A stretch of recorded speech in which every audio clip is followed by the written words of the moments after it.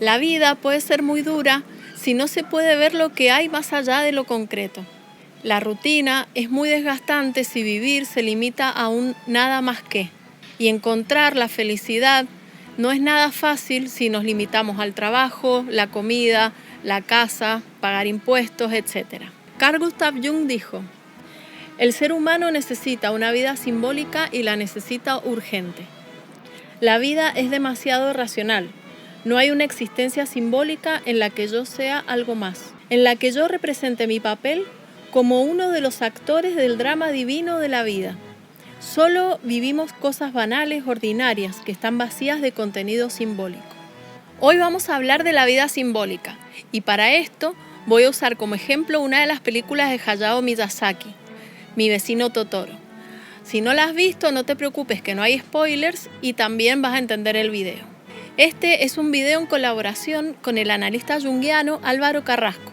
Él tiene un canal en donde sube videos súper interesantes sobre la psicología analítica. Hablé con Álvaro para que me cuente cómo viven la vida simbólica desde el otro lado del mundo, ya que en la cultura japonesa están presentes en lo cotidiano mucho más las oraciones y los rituales. Él hizo un video que complementa la información que yo voy a dar acá sobre la película, así que vayan a verlo, pónganle me gusta y suscríbanse a su canal que les va a encantar.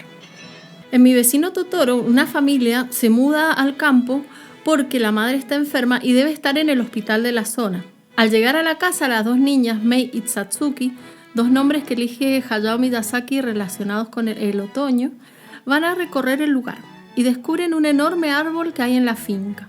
Su papá les cuenta que cuando vio este árbol decidió comprar la casa. En la antigüedad, las manifestaciones de la naturaleza eran tenidas en cuenta a la hora de fundar una ciudad o de construir un templo. Entonces, una montaña, un río, un árbol señalaban el lugar indicado. El árbol viejo representa sabiduría, contención, y si ha podido crecer en ese lugar, es porque es propicio para la vida. En este sentido, el padre de las niñas fue muy sensible para poder intuir todo esto. La casa ha estado cerrada y vacía durante mucho tiempo, por lo que se ha juntado polvo. Las niñas, al entrar a las habitaciones, ven que algo se mueve. La abuela, que va a ayudarlos con la limpieza y la comida, les cuenta que son los Usuatari, o espíritus del Ojin, que se manifiestan como espíritus traviesos que van de acá para allá, y que cuando ella era niña también podía verlos. En la niñez tenemos mucho menos prejuicios y estamos más conectados con la naturaleza, por lo que es mucho más fácil que podamos ver aquello que se encuentra más allá de lo evidente. Estos pequeños habitantes de la casa se van hacia otros lugares, cuando las personas que viven allí son felices y se ríen. El gran árbol se encuentra rodeado de arbustos, por lo que llegar a su centro no es nada sencillo.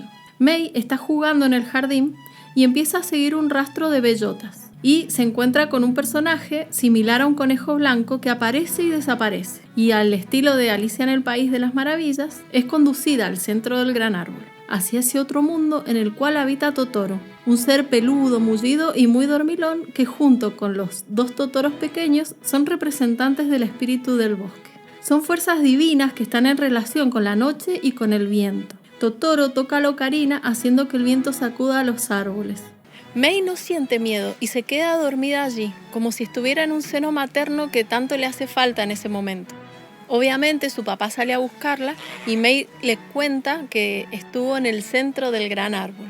Ella los lleva al lugar, pero el portal ya no está abierto. Sin embargo, su papá le agradece al árbol por haber cuidado de su hija. Se vive la vida simbólica cuando participamos en el ritual de la vida, pero nadie tiene tiempo y mucho menos espacio para los rituales.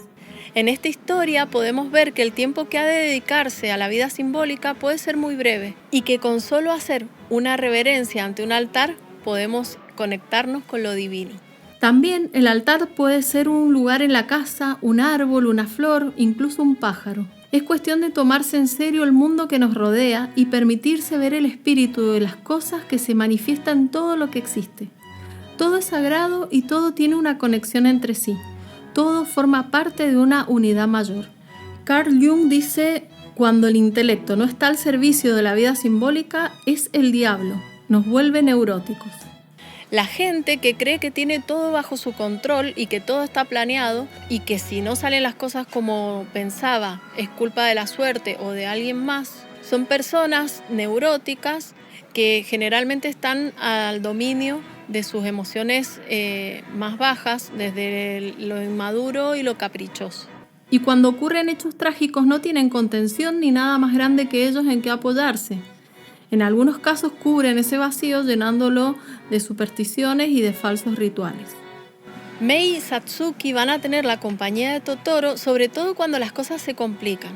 Su compañía es sutil y dulce. ¿Está Totoro allí o son ellas mismas dándose refugio? De eso se trata, de descubrir las fuerzas que siempre nos acompañan desde nuestro interior.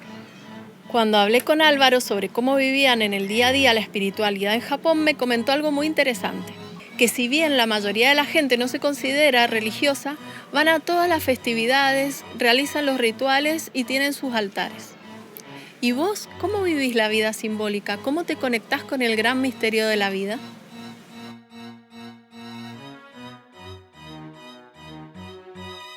Muchas gracias por haber llegado hasta acá, muchísimas gracias a toda la gente que se está sumando a esta comunidad.